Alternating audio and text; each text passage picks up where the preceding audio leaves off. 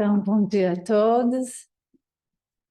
Eu vou ler um capítulo do Vinha de Luz, pelo Chico Xavier, psicografado pelo Chico Xavier, pelo Espírito Emmanuel. É o capítulo 45, Necessidade Essencial. Mas eu roguei por ti, para que tua fé não desfaleça. Jesus, Lucas 22, 32. Justo destacar que Jesus, ciente de que Simão permanecia no mundo em que imperam as vantagens de caráter material, não intercedesse junto ao Pai, a fim de que lhe não faltassem recursos físicos, tais como a satisfação do corpo, a remuneração substanciosa ou a consideração social. Declara o mestre haver pedido ao Supremo Senhor para que em Pedro não se enfraqueça o dom da fé. Salientou assim o Cristo a necessidade essencial da criatura humana no que se refere à confiança em Deus, num círculo de lutas onde todos os benefícios visíveis estão sujeitos à transformação e à morte. Testemunhava que todas as realizações sublimes do homem atual, a fé viva e ativa, é das mais difíceis de serem consolidadas. Reconhecia que a segurança espiritual dos companheiros terrestres não é obra de alguns dias, porque pequeninos acontecimentos podem interrompê-la, feri-la, adiá-la. A ingratidão de um amigo, um gesto impensado, a incompreensão de alguém, uma insignificante dificuldade podem prejudicar-lhe o desenvolvimento. Em plena oficina humana, portanto, é imprescindível reconheças a transitoriedade de todos os bens transferíveis que te cercam. Mobiliza-os sempre, atendendo aos superiores desígnios da fraternidade que nos ensinam a amar-nos uns aos outros, com fidelidade e devotamento.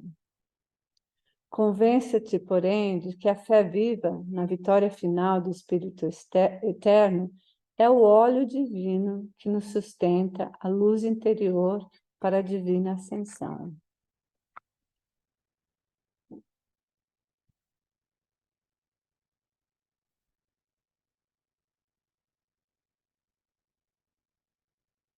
E assim, juntos, fechando os nossos olhos, como primeiras palavras de agradecimento à espiritualidade maior, acima de tudo a Deus, a Jesus, pela oportunidade que dá a cada um de nós e a alegria que, com certeza, esses bons espíritos, dirigentes dessa casa, nos recebem, a cada um de nós que nessa manhã de hoje decidiu estar aqui, buscando na doutrina espírita o esclarecimento e, acima de tudo, o fortalecimento para a nossa caminhada, para o nosso dia a dia, enfim, para as nossas decisões e para as dificuldades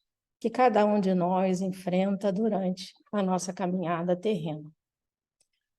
Rogando a Ti, Senhor, a inspiração dos bons espíritos, ao nosso irmão que está encarregado, nessa manhã de hoje, de direcionar os nossos pensamentos, as nossas reflexões em torno do tema que ele irá apresentar para nós. E que possamos, Senhor, com a sua ajuda, com o seu amparo, fortalecer em nós esses esclarecimentos, essas informações que, com certeza, são úteis para a nossa vida, para a nossa caminhada. E assim, na certeza da sua presença junto de cada um de nós, já nos harmonizando, nos pacificando e até mesmo curando, como temos a oportunidade de ter conhecimento, que muitos de nós somos curados sem nem mesmo saber, em reuniões espíritas como essa que aqui estamos nessa manhã de hoje. E assim, pela oportunidade de aqui estarmos, pela presença, pelo amparo, acima de tudo de Deus, é que te pedimos permissão para que Jean possa iniciar a sua palestra dessa manhã de hoje. Que assim seja e graças a Deus.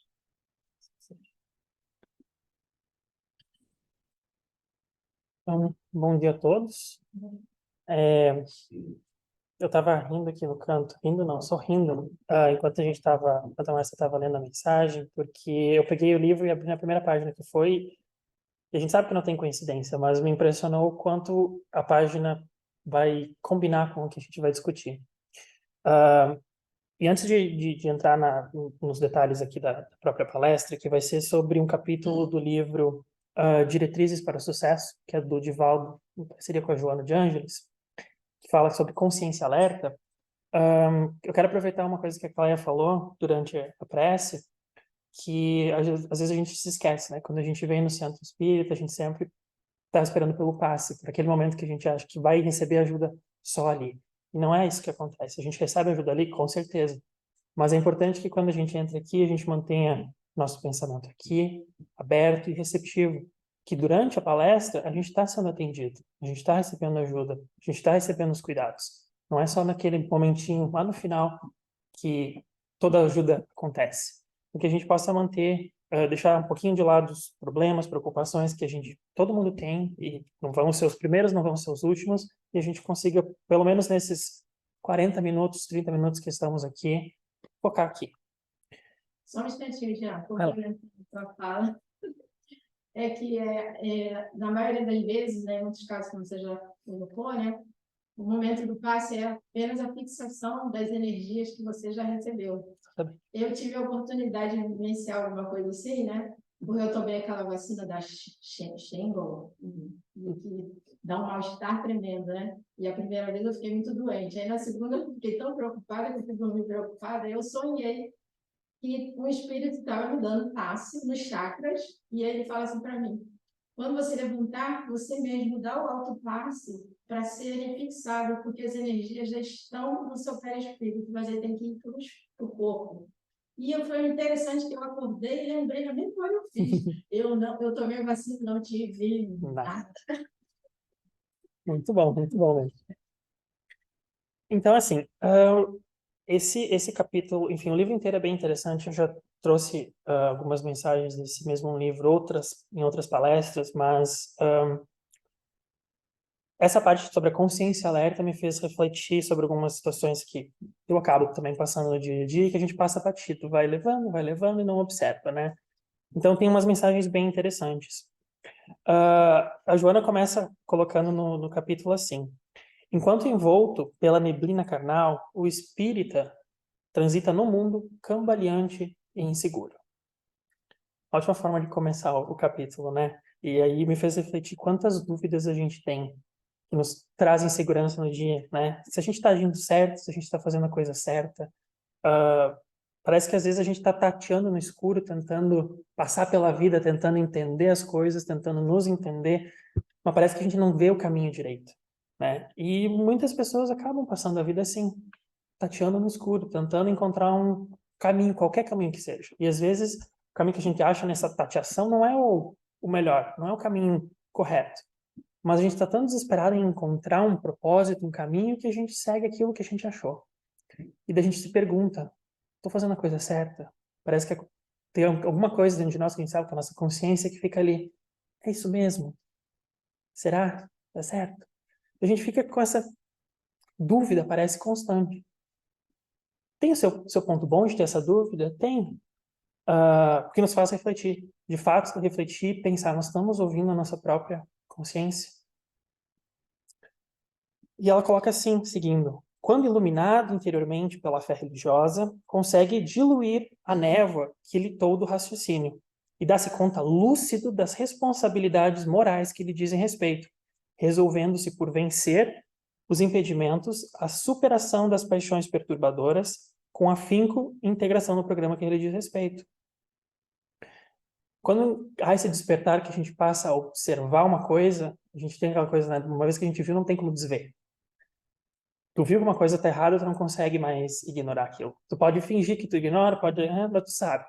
Tu compreendeu, entrou em ti, aquilo ali despertou, não tem mais esse desver.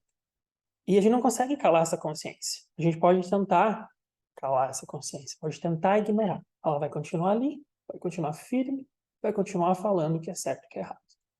E uma hora a gente vai escutar. Pode demorar, mas pode demorar mesmo. Mas ela vai continuar ali e a gente vai escutar a nossa consciência. Quando a gente tem esse despertar, né, a gente tem aí também a coragem de olhar para dentro de nós e ver os nossos erros. O que não é fácil, né? Ver os nossos erros, nossos melindres, nossas paixões, nossas perturbações. A gente sabe o que está ali. A gente não gosta de ver. A gente não gosta do que está olhando. Que não é bonito. Não é mesmo. E a gente quer se melhorar e se corrigir. Ótimo. Só que a gente entra nesse processo de eu quero me corrigir, eu quero melhorar isso, achando que é alguma coisa fácil, o que com certeza não é. Se a gente passou, vamos pensar numa existência, eu passei, sei lá, 30 anos fazendo uma coisa que hoje eu observo que está errado, não vai ser da noite para o dia que eu vou conseguir mudar 100%. Eu posso tentar. Eu vou cair, vou levantar, vou de novo. Vou tentar de novo. E vou tentar de novo até que uma hora que ele se torne uma coisa tão natural. Agora, se a gente considera que o espírito é imortal e que essa não é a nossa primeira existência, não são os primeiros 30 anos que eu estou, talvez, cometendo aquele mesmo erro, deslizando do mesmo problema, e eu fiz isso em outras existências, talvez não vai ser só nessa existência que eu vou conseguir corrigir isso. Isso não significa que eu não tenha que tentar. Não significa que eu não tenha que botar o mínimo de esforço para que a solução que eu quero, que é me sentir bem, não conseguir mais errar, olhar a situação e fazer a coisa certa, e dizer, nossa, consegui fazer a coisa certa. Para que isso aconteça, não vai ser da noite para o dia. Dá uma certa frustrância quando a gente tenta e diz de novo, mesmo problema, mesmo erro, cá estou eu de novo, né? É como se a gente estivesse na infância. Você vai estar sempre na infância quando você tenta vencer algum vício. A criança, o bebê, ele tem que levantar, cair, levantar várias vezes. A metodologia de aprendizado é na repetição, ensinando o bebê todos os dias a mesma coisa. Então, assim, a gente também, né? A gente passa a vida toda tendo esses desafios. Pois é. E a Joana coloca assim, quando a gente desperta, né, para esses erros e problemas que a gente teve, seja nessa ou outra encarnação, que ela nos coloca, né, nos prende na retaguarda, isso desencadeia um monte de conflitos. Conflitos que devem ser trabalhados com segurança. E esses conflitos surgem da onde? Das nossas paixões, dos nossos vícios, dos nossos automatismos, que tendem a querer continuar do jeito que é. Porque é fácil, é conveniente. A gente já sabe como agir, como fazer a coisa. É o simples. É o mais fácil. O mudar requer esforço. Muito mais do que simplesmente continuar fazendo aquilo ali que está fazendo, né? E o que ela coloca é a gente tem que ser, isso tem que ser trabalhado e com segurança. Trabalhado por quê? Primeiro, o negócio não vai se resolver sozinho. A gente acha que vai, a mesma coisa que a gente diz, Deus me deu paciência, e acha que a paciência vai cair nas mãos. Não vai. Tu vai ser colocado em situações que tu vai ter que exercitar a paciência. Aí se tu sabe que tá fazendo alguma coisa errada, e tu pede, não quero mais fazer isso, eu quero tentar. Que situação que vai acontecer? Uma que facilita ou propicia você fazer a coisa errada para ver se de fato tu vai conseguir ter a força, o empenho de fazer a coisa certa, o que não vai ser fácil. Então não tem como eu querer mudar sem estar numa situação que vai me fazer exercitar isso. E daí a gente pensa, nossa, de novo esse problema, ai que coisa, né? Por que comigo? Por que de novo, né? E a gente não lembra que a gente pediu isso. Seja consciente, às vezes seja inconsciente. Eu quero mudar aquilo ali. E a gente tem que pensar também que, além disso, a gente teve, né, a nossa participação, seja infeliz em estar naquela situação. O problema, o vício, qualquer coisa que seja, não se criou sozinho. Ele se construiu de um jeito torto, da forma como foi, mas a gente teve a nossa contribuição ali. Se a gente teve o nosso trabalho para construir essa coisa torta, a gente vai ter o nosso trabalho para desconstruir isso e construir a coisa certa. Então, nada mais justo que se a gente trabalhou pela nossa infelicidade, que nos levou àquele momento, que nós trabalhamos também pela nossa felicidade para corrigir aquilo. Mas nós trabalhamos. Isso não significa também que a gente está abandonado e tem que fazer tudo por conta. A gente sabe que não está. Todo momento tem espíritos que nos acompanham, bons e ruins, dependendo da sintonia que a gente se coloca. Se a gente quer se melhorar, a gente vai receber ajuda. Se a gente não quer, a gente vai sintonizar com aquilo que a gente sempre sintoniza, que sabemos que a maioria das vezes não é muito legal. E o segundo ponto que ela coloca é com segurança. Por que segurança? Porque são, primeiro, assuntos sensíveis. São problemáticas sérias da alma. A gente sabe que são vícios mais morais do que, às vezes, físicos. Claro que os físicos é mais fácil de perceber. Uma pessoa que fuma, bebe muito ou se excede nas drogas é um vício físico. Mas tem uma origem atrás disso, que não é só o prazer físico que tem ali. Então, são coisas sérias e preciso do devido cuidado, preciso da devida orientação para que esse trabalho se dê de forma segura e chegue ao sucesso. E que a gente não cause mais problemas tentando resolver isso. Então, tem coisas que talvez a gente não vai conseguir resolver nessa existência. Que nem eu falei, não significa que a gente não tenha que tentar. Um passo para frente é melhor do que onde a gente já estava, com certeza. Por mais que o passo seja pequenininho. A gente tem que iniciar. É que nem com um carro, né? A gente precisa de mais força para iniciar a movimentação se a gente está parado do que para continuar.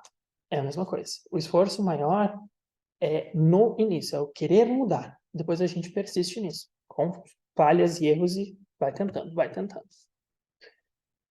E a Joana continua assim: os impulsos e manifestações primevas agridem-no, levando a reações de beligerância, que é combate ou guerra, e mal-estar que o esgotam.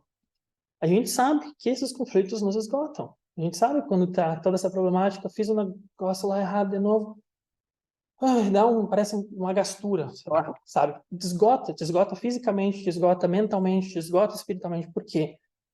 É uma constante luta, que às vezes parece que não tem fim, parece que às vezes a gente está sempre perdendo, que a gente está sempre fazendo errado, que a gente não consegue.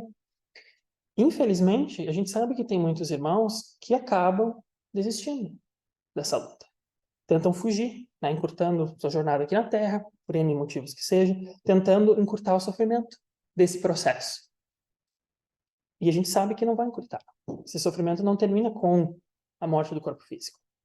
Se a gente termina a existência física antes do necessário, a gente está só complicando a nossa situação. Aquela segurança que a gente teria lá, a gente não tem. A gente está botando mais lenha na fogueira, aumentando o problema. E a gente não vai fugir de quando a nossa consciência desperta. A gente sabe que, e ela vai colocar ali um pouquinho para frente do capítulo, que quando a gente está sob a influência da matéria, a gente está sobre uma névoa. É fácil ter um certo bloqueio da nossa consciência de tentar bloquear o calar. Quando essa matéria não está mais prendendo a nossa consciência, ela vai se manifestar. E não tem fugir dela. A gente não tem como fugir de nós próprios. Não tem para onde a gente for, o que a gente faça, que a gente vai conseguir fugir e calar essa consciência. E ela vai falar o que ela viu de certo, o que ela viu de errado. E o que nos faz refletir também é por que daí a gente, quando quer mudar, a gente tenta, ainda falha. Parece que falha mais feio ainda, né? Fica mais difícil o problema, porque a gente se torna consciente a isso. A gente começa a perceber mais o impacto ou toda a situação. E a Joana coloca: as suas disposições para o equilíbrio e as realizações de benemerência sofrem os caramatelos dos hábitos ancestrais e, sem resistências morais bem equipadas de amor e de perseverança, recalcita e tomba nos velhos hábitos que se repetem, ameaçando-lhe a integridade dos propósitos. Daí, quantas vezes a gente já pensou, né? Nunca quero mais fazer isso. Não vou mais fazer isso. Não vou errar. Às vezes, meia hora depois já está fazendo erro. Às vezes demora, parece 1, 2, 3 anos. Diz, nossa, me livrei disso. Toma de novo. Daí parece aquele joguinho que a gente gostava de jogar de tabuleiro que diz, volte para o início. Pá! Né? E volta lá para o comecinho. Pegou aquela carta querida, né? E a gente fica pressionado pela energia enorme. É frustrante. É frustrante. A gente tá querendo mudar e não consegue, não consegue, não consegue. A gente começa a se questionar. Será que vai chegar um dia que eu de fato vou conseguir mudar? Que eu de fato vou conseguir acertar isso? Porque eu tento de um jeito, tento do outro, e não tem jeito de resolver. E é um desgaste constante, porque requer energia, é um trabalho querer mudar. E daí eu fico pensando, né? Será que tem como fazer isso? Será que é simplesmente um sonho, um ideal que eu penso, nossa, seria tão bom, né? Como se vai acontecer. E daí? Como que a gente pode aumentar, que nem a Joana colocou ali, as nossas resistências morais? Porque a gente não tem resistência moral quando isso acontece, quando a gente falha e erra, tentando mudar. A gente tem que entender que também, nessas situações, nem tudo depende só de nós.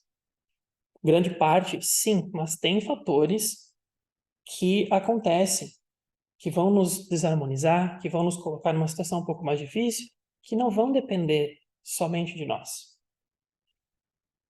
E essas próprias dificuldades fazem parte do processo. E às vezes a gente acaba se rebelando contra elas.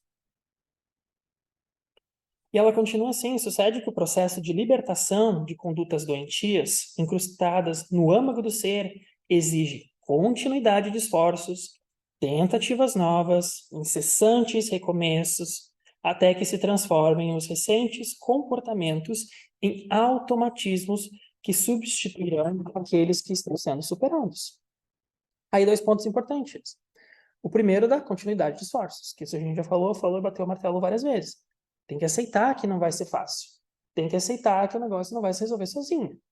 E segundo, a gente vai ter que recomeçar. Vai ter que levantar. Vai ter que levantar. A gente pode ficar sentadinho lá um pouquinho fazendo o drama. E o segundo ponto que ela coloca ali é a parte dos automatismos. No início, pode parecer que eu estou fazendo aquilo e que é forçado, porque vai ser forçado. A gente está colocando um esforço ali no meio para fazer diferente. Vai ser forçado, mas aos poucos vai se tornar automático, vai se tornar tão tranquilo e natural que a gente nem vai perceber que está fazendo. É a mesma coisa lá, eu vou ajudar alguém, e eu nunca ajudei, nunca fiz nada. Quando era começar a ajudar alguém, parece que eu tô, fazendo forçado porque eu vou querer um benefício, porque eu vou querer alguma coisa. Não é ideal, não é ideal, mas é melhor porque tu já está fazendo. Tu está se acostumando a se colocar naquela situação. Tu vai começar a fazer, vai começar a fazer, vai começar a fazer, aquilo aí não vai se tornar forçado, vai se tornar tão natural como dar bom dia para alguém. Só que a gente tem que ter esse processo. E quando a gente vê, a gente já superou o problema. Só que a gente tem que tentar, né? E ela coloca, renovação significa mudança. Daí a gente se pergunta, realmente queremos mudar?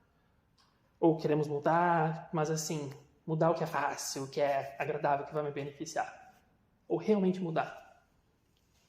E mudar significa deixar coisas para trás. Deixar coisas que não têm mais significado, não têm mais importância ou não nos fazem bem para trás. Deixar-se ir, largar. Né? Significa abraçar o novo. Significa desbravar o que pode e vai parecer às vezes inseguro. Porque é uma coisa nova que nós não estamos acostumados.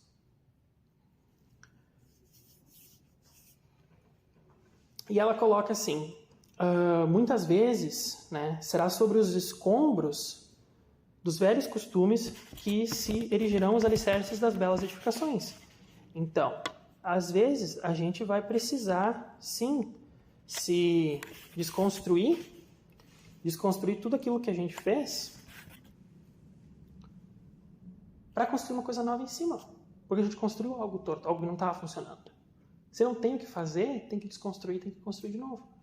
E o desconstruir parece feio, a gente fica triste, chocado, mas é necessário e vai dar lugar para construir uma coisa melhor em cima. Como numa reforma, né? Que você faça, né? Você pode botar as paredes todas embaixo, mas o alicerce permanece. E aí fica aquela confusão toda, né? Mas aí depois o resultado, né? Você reformou, você vai ver, né? O resultado que fica, que é bem melhor, né? Na maioria. Na maioria das vezes se você contratou as pessoas certas. E tem um palestrante espírita, eu estou tentando lembrar o nome dele, ele é, acho que é, e ele fala que se a gente encarar a reforma íntima como uma reforma de uma casa, é uma reforma que está sempre precisando ser feita. Mas se você encara a reforma íntima como uma transformação, porque o que transformou não tem mais como voltar. Então ele fala assim, para mim, a reforma íntima é uma transformação íntima. Porque se eu for comparar com uma reforma, é igual a reforma de uma casa, que você reforma hoje, amanhã você já acha que não está boa, você faz uma outra reforma em cima, então assim vai sendo. Então, é só uma sugestão aqui, né, que a Clélia colocou. Com certeza. E toda essa questão da insistência que a gente deve ter em cima de toda a problemática, a gente tem aquele ditado que é água mole em pedra dura, tanto bate até que fura. Se a água consegue furar uma pedra, por que a gente não consegue furar um mau comportamento, alguma coisa que a gente não gosta de nós? A gente tem a mesma persistência da água de tentar, e tentar, por anos, vidas, conforme for necessário. E todo o processo, todo o progresso que a gente faz, a gente sabe que continua conosco. Por mais que o nosso corpo encerre seu período aqui nessa terra, o que a gente aprendeu, o que a gente conquistou, seja um passinho para frente, vai continuar conosco. E a gente tem que ter isso em mente, porque às vezes a gente fala, eu sou muito velho para mudar, né? Eu fiz isso a vida inteira, estão querendo me falar agora que eu tenho que fazer diferente, né? E agora eu que estou errado. Todo mundo tem que mudar. Não importa se tu tá a 1 minuto de morrer e tu quer mudar, começa ali. Esse 1 minuto é 1 minuto que tu já ganhou em outra existência. E o que a gente pode fazer para aproveitar, então, os anos que nos são dados aqui? Porque a gente diz, vou mudar amanhã vou começar a fazer diferente. Aquela velha história que nem as pessoas querem fazer dieta, vão dizer, semana que vem eu começo, ano que vem eu começo, segunda-feira eu começo. Por quê? A gente sabe quando a gente vai ser chamado e dizer, Geluca, tá na hora de tu voltar. E daí? Tem uma frase do Pablo Marçal que ele fala que você tem que falar que até ontem eu fiz isso. Para não ter esse negócio de amanhã eu faço, depois eu faço, depois eu faço, depois eu faço, e fica sempre no depois. Né? Até onde você fez isso? Até ontem. Ontem eu fiz, acabou. Não, é complicado, né? Se a gente for pensar que, tipo, a gente querendo ou não, a gente sabe que morre, mas a gente acha que não morre. A gente acha que vai viver para sempre, porque tem sempre mais um dia para fazer, tem sempre mais 1 hora para fazer a coisa. Às vezes não tem. E daí, quando acontece isso? Quando a gente, de fato, chega o momento de voltar à pátria espiritual. O que vai acontecer? Algumas religiões colocam lá que a gente vai ter o tal do julgamento final, né? Que vai parecer, que nem a Joana coloca, a gente vai encontrar uma severa corte de nobres togados que vai examinar a folha de ações do liberado e estabelecer o prêmio ou punição compatíveis com a realização de cada qual. É isso mesmo que vai acontecer? Ela disse que essa colocação não corresponde com a realidade. Pode até corresponder com a realidade se a gente for pensar nas regiões infelizes ou inferiores, onde alguns irmãos ainda se acham, né, que persistem no mal, se atribuem esses privilégios de poder julgar essas pessoas. Que, na verdade, são pessoas que estavam, de certa forma, já conectadas com ele, naquele tipo de ação, naquele tipo de pensamento. Agora, quem a gente vai encontrar na nossa frente? Jesus, algum espírito bom, de luz, vamos sentar frente a frente, puxar uma cadeira com Deus ali, como é que vai ser a conversa? Não vai ser com quem? Com a nossa própria consciência. E com a nossa consciência desperta. Ai. Não tem como fugir de nós. Qualquer juiz. Não tem como fugir de nós, não tem como esconder. Não tem como. A gente pode até tentar ignorar, mas não tem como esconder. A gente sabe lá no fundo o que faz de certo, a gente sabe o que faz de errado. Então, e por que esse julgamento é justo? Porque só a gente sabe o que a gente realmente sabe e o que a gente não sabe. No sentido de, quando uma pessoa comete um erro e ela sabe sobre esse erro, quão grave é uma punição, se a gente for pensar em punição para ela, contra uma pessoa que cometeu esse erro, mas não sabia sobre ele, sobre o impacto, sobre todas as coisas. Não é justo se a pena fosse a mesma para os dois. Isso não seria justiça. Não pode julgar um por saber mais, por um saber menos. Um está fazendo de propósito, outro está fazendo sem querer. Agora, como é que a gente sabe isso? Nossa consciência sabe. A gente sabe o que a gente sabe e o que a gente não sabe. E não vai ter como esconder. Então ela coloca, né, o julgamento ocorrerá por meio da consciência, que despertará e fará uma oportuna e justa análise das possibilidades, dos investimentos realizados, das ações prejudiciais e úteis que foram vivenciados. E ela nos coloca que todos trazem a lei de Deus na consciência. E é essa que vai avaliar o comportamento do ser. Lúcida passará pelo crivo da justiça os pensamentos, as palavras e os atos sem margem e equívoco, propondo o resultado final. Não é somente os nossos atos, é os nossos pensamentos. E a gente tem tudo isso guardado conosco. Não tem como nos enganar, né? Mas o ato é uma reflexão do pensamento, né? Porque antes de agir, você já pensou. Né? Então, eu acho que o pensamento vem primeiro, depois a ação, né? Então, eu acho que... E daí o problema é que a gente pensa que o que a gente pensa, né? Nosso próprio pensamento, é só a gente que observa, é só a gente que sabe. E a gente sabe que a gente não está sozinho e que a espiritualidade, tanto os espíritos bons quanto os ruins, conseguem observar no nosso espírito o que a gente projeta. Não tem como esconder. E aí está o negócio, né? Se alguém realmente hoje em dia pudesse ouvir todos os nossos pensamentos, como é que seria? A gente teria vergonha, a gente teria orgulho do que está pensando? Querendo ou não, isso a gente ainda não faz, né? A gente não consegue ouvir os pensamentos dos outros, graças a Deus. Eu não sei se tem... Não, sério, eu não sei se a gente teria condição de lidar com isso, porque às vezes não tem condição de lidar com os nossos pensamentos, né? E o problema é que é tão sutil que a gente acha que são nossos pensamentos e não são. Tem essa também no meio, né? Aí, o que ela coloca, né? Quando acontece esse despertar da consciência no mundo espiritual, que todos os indivíduos em mínima condição de normalidade têm consciência dos próprios erros, assim como os acertos ocorridos durante a caminhada na Terra. Então, tem esse fator de ter uma certa mínima normalidade, mas tem casos em que isso não vai acontecer, né? Que a pessoa não tem condições por outras situações, mas não é o caso comum. Não vamos entrar aqui agora. O ponto é, o que a gente faz quando a gente está sozinho? Que envolve os nossos pensamentos, né? A gente acha, não tem ninguém observando, não preciso ser bonzinho, não preciso fazer certo, não preciso fazer nada. E daí? Se a gente visse isso como se fosse um filme na nossa vida com um narrador dizendo tudo que a pessoa está pensando. Classificação indicativa do filme, terror. Não, mas é de rir, mas é verdade, né? E ela coloca, o juiz, acusador, defensor de cada espírito, sua consciência age conforme os arquivos com que se estrutura, aprisionando em remorsos lastimáveis ou libertando com alegrias inefáveis cada espírito. E daí eu me pergunto, o que a minha consciência falaria de mim hoje? Better don't ask. Better don't ask. Né?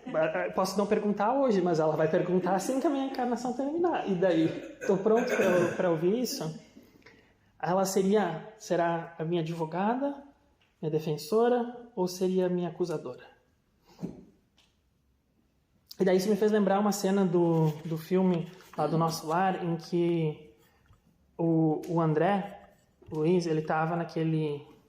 Ele já estava, no caso, desencarnado na colônia, e tem um momento em que, pelos sentimentos e a problemática que ele estava sentindo naquilo, ele automaticamente se transporta de novo para o umbral onde ele estava, lá no começo do filme. Ele voltou pela própria consciência naquele ambiente. Aquele seria o inferno dele, aquela criação que a gente cria e considera como nosso inferno. Então, o que a nossa consciência vai estar falando nesses momentos? A gente vai se colocar nesses ambientes. Não é alguém que vai dizer, vamos pegar o dia, vamos levar aqui, botar aqui é o lugarzinho dele. Não é. A gente se transporta para lá. No caso dele, foi o sentimento, né? Exatamente. Aquele sentimento de ciúme, de apego, que fez ele se voltar novamente, se ver no umbral. Então, não só os pensamentos, mas os nossos sentimentos. Com certeza. E não tem como esconder. Tu vê ali, ele podia não estar falando para ninguém. A consciência dele sabia e onde que ele foi. Lá. Não é alguém que vai, agora tá pensando isso. Não tem uma polícia no mundo espiritual que vai pensando, tá pensando isso, vamos levar você lá para um umbralzinho. Vamos trazer de volta porque agora não tá mais pensando isso. Não é assim que funciona. Não faz nem sentido, né? Então ela coloca também assim, ó, cuida-te interiormente, arquivando o melhor ao teu alcance na consciência. Então, como a gente não consegue fugir da morte física, a gente não consegue fugir da nossa consciência. Mesmo as pessoas, os irmãos que continuam lá cometendo barbaridades, que permanecem no erro, um dia eles vão despertar. E um dia a consciência vai cobrar tudo aquilo que foi feito. Ela continua, ama-te, respeita-te e agindo de maneira que não te envergonhes de ti mesmo quando submetido ao crivo da consciência. Temos vergonha de nós mesmos? Do ponto de vista do comportamento moral e da consciência. Que a gente possa aprender a não calar a nossa consciência durante a vida. Porque ela está ali para nos ajudar, ela é a voz da razão. A gente sabe que a consciência são as leis de Deus em nós. Por que a gente quer calar isso? Ela não está ali para nos prejudicar, para complicar mais ainda a vida. Parece que a gente pediu ajuda, o que eu faço para acertar? Né? O que eu posso fazer para mudar, para acertar? Está ali a resposta. A gente não escuta só. Ou não quer escutar. Porque demanda o quê? Mudar. Mudar demanda esforço e a gente entra em toda aquela problemática. É mais fácil reclamar, vou continuar na minha, vamos ver até onde que vai. Até um ponto que não é mais sustentável. E daí surgem um mundaréu de problemas. Físicos, mentais, psicológicos, espirituais. Dessa nossa escolha por ignorar. E ela coloca, age conforme as diretrizes enobecedoras do Evangelho de Jesus. Estarás cuidando da tua consciência vigilante que te impulsionará para a felicidade ou te reterá nos grilhões fortes do recomeço pelo sofrimento. Então que a gente possa ser vigilante. Jesus já disse, orai e vigiai. Não é vigiar só os pensamentos dos outros, que a gente gosta de fazer isso, né? Vigiar os outros, né? É vigiar nós, o nosso pensamento, as nossas ações, para ver se elas de fato condizem com aquilo que nos foi ensinado e com aquilo que a gente quer naquele momento. Eu digo aquilo que a gente quer não em coisas materiais, em coisas morais. Se eu quero fazer uma coisa certa, eu quero melhorar, esse meu pensamento, essa minha ação condiz com aquilo que eu estou querendo chegar? E a gente sabe que a gente tem, durante todo momento, influência dos espíritos. Está lá no Livro dos Espíritos 459. Né? Influem os espíritos em nossos pensamentos e nossos atos. Muito mais do que imaginais. Influem a tal ponto que, de ordinário, são eles que vos dirigem. Eles influem, mas no final das contas a decisão é nossa. Claro que existem sutilezas ali no caso de obsessões mais complexas, mas a decisão no final das contas é nossa. A consciência é nossa. Pelo bem ou pelo mal que fizemos.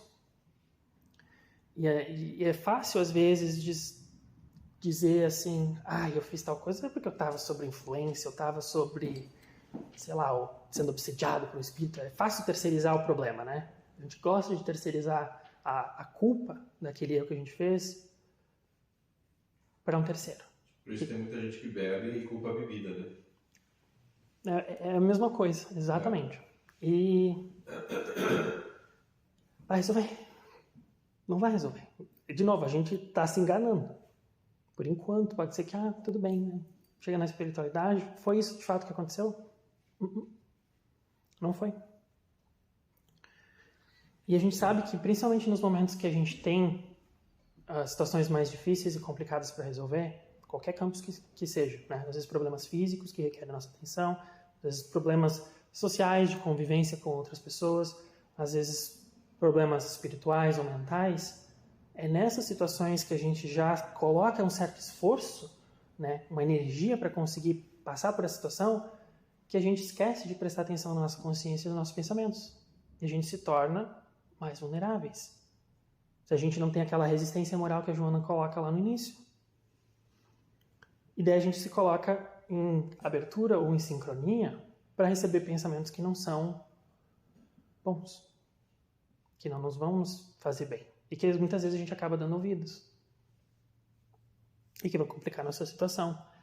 Então a gente tem que ter certeza, ou ter uma certa claridade de que o problema que eu estou enfrentando hoje não foi o primeiro e não vai ser o último. E é desgastante pensar que sempre vai ter um outro problema, e um outro problema, e uma outra situação. Parece que não dá tempo de nem respirar, porque sempre tem uma coisa a mais. Quando não é no campo físico, é no campo social. Quando é no campo social, é no campo mental. Quando é no campo mental, é no campo espiritual. E a gente sabe que a gente está aqui não é férias. A gente não está na Terra para passar, se divertir, tudo bem aproveitar de vez em quando. Mas a gente está aqui para trabalhar. E não é trabalhar só na parte física, é trabalhar em nós. Trabalhar no nosso espírito, trabalhar a nossa consciência. E a gente fica pensando, eu me coloquei numa situação outro dia que eu estava muito preocupado com várias coisas, estressados ou tal. Eu fiz um exercício que pode ser meio creepy ou meio estranho. Falei, se eu me observasse agora e fosse eu o obsessor, esse seria o melhor momento para atacar. Não, mas é triste porque a gente não se coloca nesse outro lado de perceber aonde a gente está mais vulnerável. Porque a gente só vai conseguir nos proteger ou criar uma certa defesa nessas situações se a gente observa, olhar para dentro e observar aonde estão as nossas falhas, aonde estão os nossos defeitos, os problemas, as coisas que a gente talvez ainda não consiga resolver sozinho. Isso não quer dizer que tu tenha que resolver para conseguir se bloquear dessa influência, mas tu saber da existência deles, para que quando essas situações aconteçam, que a gente está mais suscetíveis, mais fracos por qualquer situação, a gente perceber que aquilo ali não pertence àquele momento. Parece que é uma coisinha a mais que foi puxada ali. E isso nos ajuda a ter essa resistência de saber, ok, eu tenho esse problema, eu tenho essa situação, não é agora o momento de resolver ela, eu tenho outras coisas para me preocupar, vou focar nisso. Não botar mais lenha na fogueira, que nem se diz. Senão a gente vai indo, quando vê, né? Não tem nem palavra para descrever onde que a gente está. Já me lembrou que o Paulo de Tarso fala, né, que estamos rodeados de testemunhas, né? Então, se você se colocou num obsessor, mas realmente essas testemunhas estão ali e geralmente são ainda espíritos doentes que nos conectamos com o passado, que temos erros, que temos essa tomada para se conectar com eles. Então, é muito importante. Não somos anjos, mas é muito importante ter essa observação, né? E ver que temos testemunhas. A gente ia se envergonhar tanto, né? Se realmente acreditasse nisso, né? E outra coisa também que a gente está contribuindo com esses nossos irmãos também, que muitas das vezes é por pura ignorância. Às vezes não tem nada contra nós, né, pessoalmente. Mas pela ignorância deles, né, alguma coisa em nós que os atrai. E a gente está contribuindo para que ele continue se mantendo na ignorância, né? Se você, de repente até a gente percebe, né? Às vezes a gente consegue perceber que está sendo incentivado, né, uma situação que é, epa, eu não faço isso, acho que alguém... E aí você aproveita aquela oportunidade até para mentalmente, né, falar assim, meu irmão, olha, não é bem por aí e tal, né, observa-se, vê se você, ao invés de estar, né, tentando influenciar alguém para agir assim assado, se observa e vê se isso está bom para você. E aí se você vai e aceita aquilo, você contribui para a ignorância dele, né? Mas tem casos que não tem nenhum obsessor ali, né? Você é o seu próprio obsessor, né? Também. Então você tem que... Às vezes a gente está delegando a responsabilidade para uma segunda, terceira pessoa, sendo que somos nós mesmos, né? E daí volta o título do capítulo, né? Consciência alerta. Que a gente possa ter a nossa consciência alerta o tempo inteiro. E essa influência, essa questão que a gente fala de pensamentos, não é só de espíritos desencarnados. E um pedaço de um outro comentário que eu estava lendo a respeito desse capítulo diz que a gente está em constante influência dos espíritos desencarnados, sim. E se bem analisarmos, notaremos que estamos também sob grande influência dos nossos companheiros encarnados, em todos os lados que nós nos movimentamos. E a gente nunca vai poder desligar totalmente as influências dos que nos ajudam a caminhar, sejam influências positivas ou negativas. A gente tem que lembrar só que, assim como a gente está sob a influência de quem nos convive, as pessoas que estão aqui na sala, que eu vejo ou não vejo, a gente também está sob a influência de Cristo. A gente está sob a influência dos bons espíritos. Quem que a gente quer escutar? A gente tem aquela comparação, né, de que a gente é um receptáculo, né, onde a gente sintoniza a nossa antena. Vem com a mensagem, né? Inicial. Exatamente. Se Pedro acreditasse nessa conexão, né, com Deus. E ele continua assim, a cada passo que damos, a gente está acompanhado por numerosos espíritos que nos ajudam, observando o que fazemos ou atrapalhando nossas ideias. A escola é completa, né? Não falta o que precisamos, mas a gente tem que trabalhar no campo interno, semeando bem, amor, fraternidade. E certamente, quando a gente tentar se ajudar e fazer isso, fazer o bem, pelo bem de se fazer o bem, não por fazer esperando algo em torno, o mal que existe, essa perturbação que existe ao redor de nós, pelo menos ao redor, não a parte interna, ela vai desaparecer, porque não vai ser atraída por esses pensamentos, que a gente tem que trabalhar internamente. Se eu não estou mais emitindo esse tipo de pensamento, eu não vou receber isso de volta. Eu vou naturalmente me proteger desse tipo de coisa. E assim morrerão as paixões inferiores, com ela o orgulho, o egoísmo. Então, para finalizar, o ponto de toda essa palestra, eu espero que vocês tenham conseguido, pelo menos, iniciar um pouco da reflexão que eu tive enquanto eu fiz essa palestra das situações que eu passei, que a gente possa estar com a nossa consciência sempre alerta, com esforço, com segurança de trabalho e entender que isso é um trabalho, que só nós vamos poder fazer por nós mesmos. E era isso que eu queria compartilhar hoje. A pergunta é, você falou sobre o desenvolvimento moral, esse fortalecimento moral. Quais são os pontos que você, né, Jana, pode trazer para esse fortalecimento, ou se ela mencionou alguma parte do livro sobre esse fortalecimento moral que te dá essa sustentação para isso? Eu vou te dizer que provavelmente ela falou, porque aquele livro é complexo, é profundo, e eu li ele há um bom tempinho atrás, mas algumas coisas que me vêm nesse momento, a forma de a gente se proteger ou ter esse fortalecimento é trabalhando bem, né? Trabalhar pelo próximo. Porque o que a gente faz? Às vezes a gente está naquela situação, a gente acha que é o único que está naquilo ali, que está na pior situação possível. Mesmo quando a gente está lá no fundo do poço, a gente tem condição de ajudar alguém, a gente tem condição de fazer o bem, mesmo quando tem tudo dando errado à nossa volta. A gente fazendo isso, tu está fazendo o bem para fazer o bem, não porque tu está esperando, vou ajudar o outro porque daí eu sei que a espiritualidade vai me ajudar. Tu está colocando em exercício as tuas forças espirituais. Esse é o trabalho que tu tem que fazer.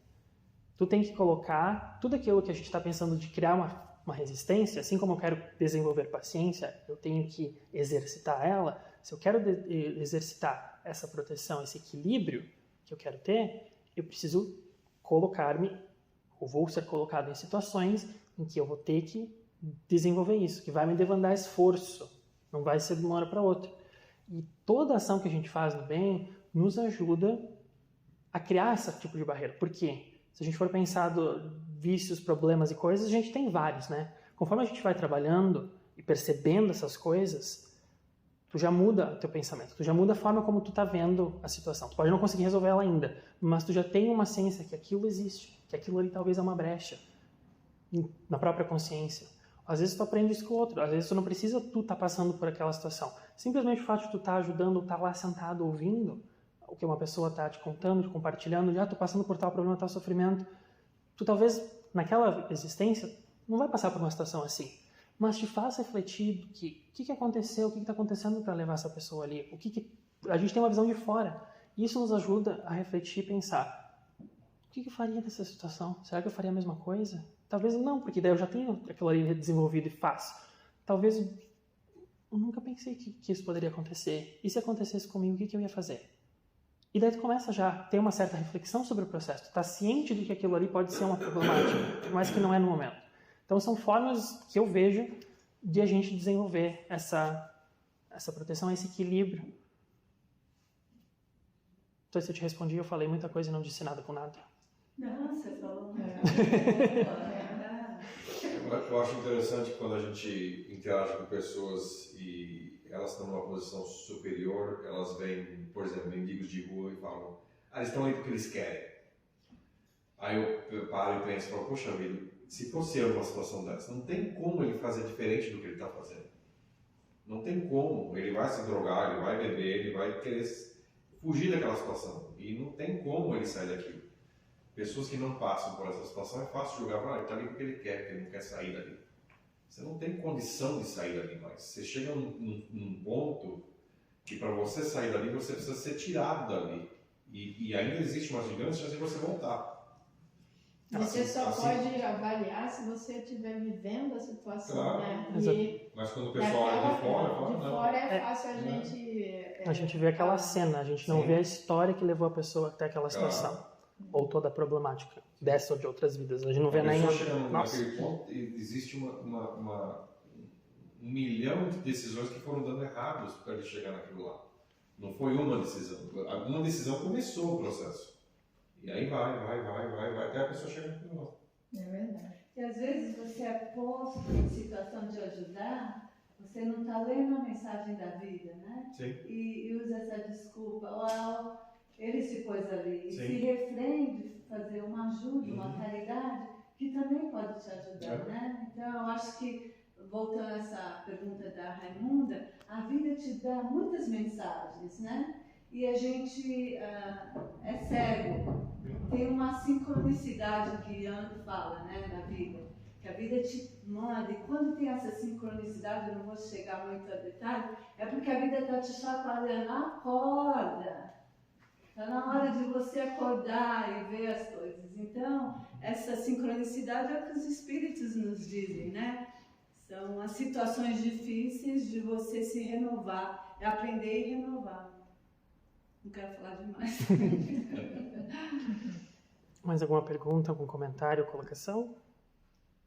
Uma vez, e isso faz recentemente, a Gleice estava comigo e a gente tinha uma moça em situação de rua perto de casa e eu tinha sobrado metade do lanche que eu não tinha tocado, aí eu falei, para o carro que eu vou descer e dar para ela.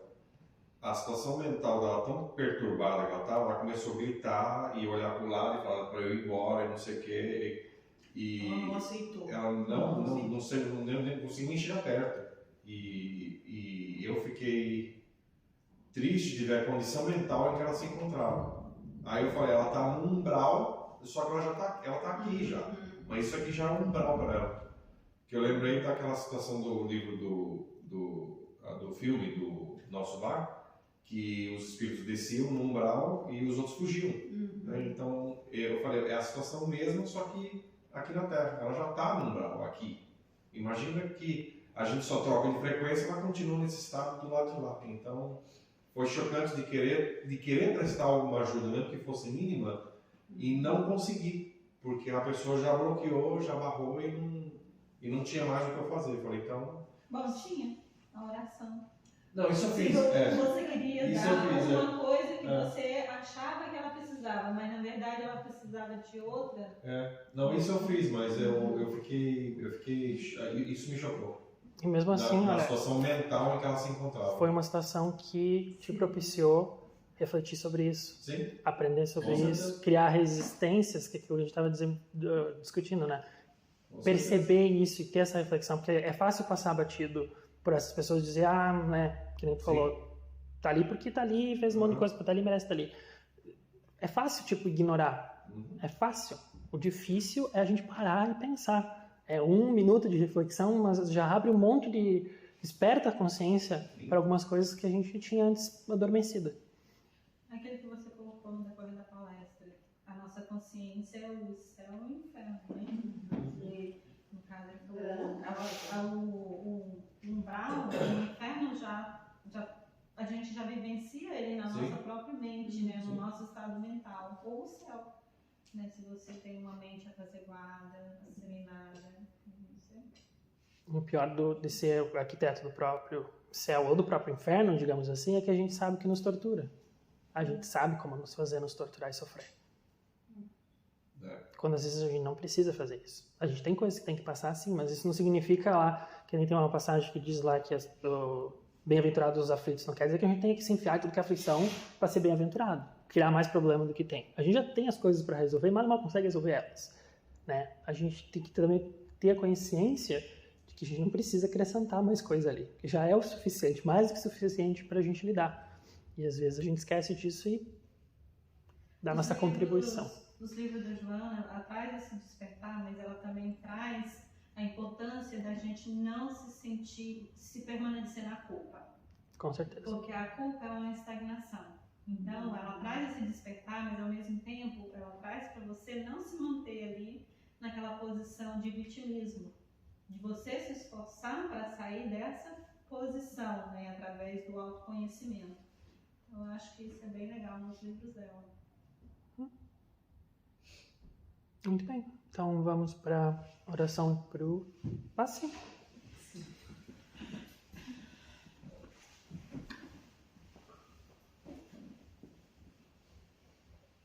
Então vamos nesse momento, acerenando o nosso pensamento, fechando os nossos olhos físicos, abrindo a nossa conexão espiritual com os benfeitores amigos que aqui se encontram, com os nossos benfeitores que nos acompanharam até esse momento, para que pudéssemos assim ouvir essas reflexões que são tão importantes para o nosso aprendizado, tanto espiritual, como nos dá a oportunidade também do nosso crescimento espiritual, através dessas auto-reflexões, do esforço constante em fazermos o bem não só para os outros, mas também para nós mesmos, através da nossa modificação, principalmente da nossa postura mental, porque é onde começa todo o nosso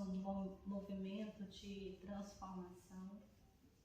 E agradecendo pelas bênçãos aqui recebidas, não só pelas elucidações trazidas através da palestra, mas por essas energias amorosas que nos envolvem, trazendo ao nosso corpo físico, mas acima de tudo ao nosso corpo espiritual, o auxílio e o amparo necessário.